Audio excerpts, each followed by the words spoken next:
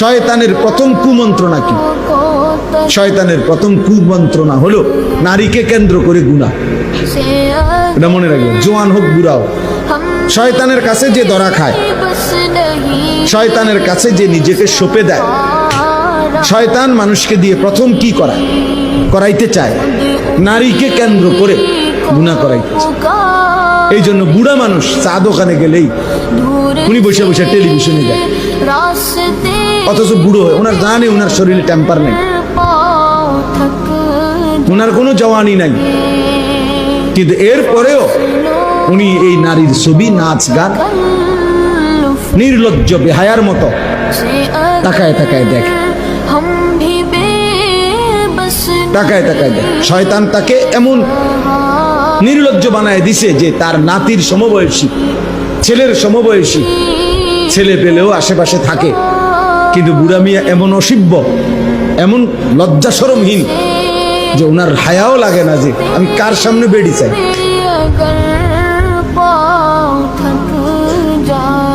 শয়তান তাকে কোথায় নামায় দিল? শয়তান তারে উলঙ্গ করে দিছে।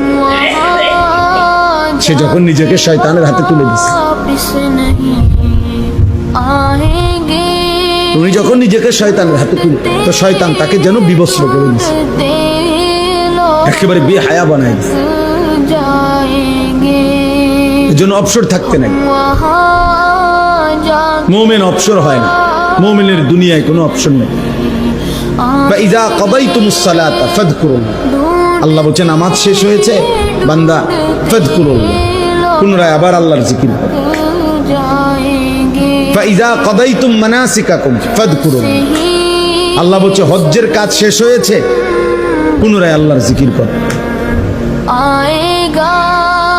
ওয়ালিতুকমিলুল ইদ্দাতা ওয়ালিতুকাব্বিরুল্লাহ, রমজান মাসের রোজা গুনে গুনে পুরা মাস শেষ হয়েছে, আল্লাহ বলেন শেষ করো রোজা মাস, শেষ হলেই ওয়ালিতুকাব্বিরুল্লাহ, আল্লাহ তাআলা তাকবীর, আল্লাহু আকবারের তাসবিহ করতে থাকো। আল্লাহ তাআলা বলেন ওয়াযকুরুল্লাহ ফি আইয়ামিন মা'দুদাত, হজ্জের শেষ পাথর মারে অবসর হয়েছে, তো পরের 2 দিন, পরের 3 দিন আল্লাহ তাআলার জিকির করো।